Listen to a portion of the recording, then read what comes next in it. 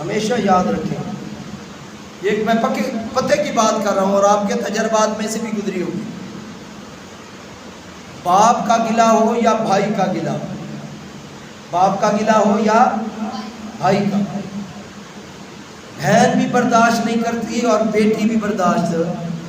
باقی بیٹے برداشت کر لیتے ہیں، باپ کا گلہ ہو رہا ہے نا، اگنور کر جائیں گے،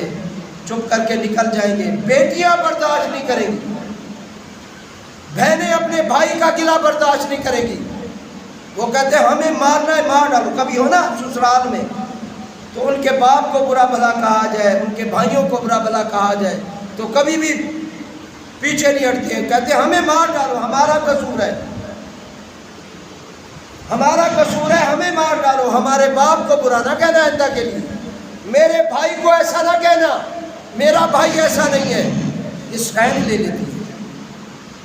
بہنیں بھی سٹینڈ لے لیتی ہیں اور بیٹیاں بھی سٹینڈ لے لیتی ہیں اور کھڑی ہو جاتی ہیں کہ یہ بات کی اور کی کیسے کر ڈالی تو ایسا نہیں کہنا، ایسا نہیں کرنا، یہ بیٹیوں کا، اور یہاں بھی یہی بات ہے۔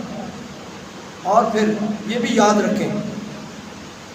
کہ آپ کے اور میرے نبی صلی اللہ علیہ وسلم نے فرمایا وہ بیٹی ہے جو باپ کی بھی فرما بردار ہے، بھائی کی بھی فرما بردار ہے۔ بھائی جو نہیں بولتا ہے نا، پھر بھی بہن کہہ رہی ہے اللہ میرے بھائی کی خیر ہو، کہیں بھائی چلا گیا ہے پیچھے سے دعائیں کرتی ہے۔ اور کبھی آپ نے دیکھا ہوگا عید پہ نا کوئی پھٹا پرانا سوٹ ہی آپ یا کوئی نکما نکارا سوٹ ہی آپ بہن کو دے جائیں تو وہ بہن جو ہے نا وہ اس کو بھی سنبھال کے رکھتی ہے، اور لوگ اگر پوچھنے ہیں تو کہتی ہے بہت کچھ بھی نہ دے گیا ہو بھائی، عید پہ آ ہی گیا ہو نا، صرف گھر میں ہی داخل ہو گیا ہو،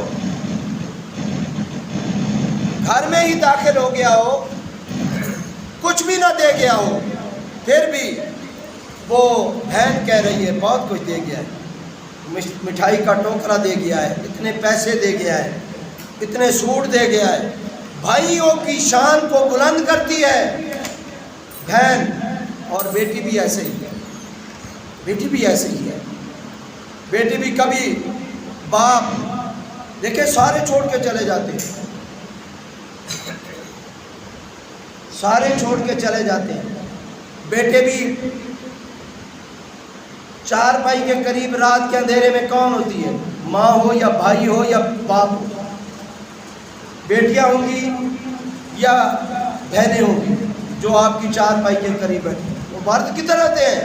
وہ تو باہر ہیں، اور جب آپ چار بھائی اٹھانے لگتے ہیں تو سب سے زیادہ اس کی چار بھائی کو کھینچنے والی اس کی بہن ہوگی یا بیٹی ہوگی، باقی کوئی نہیں ہوگی۔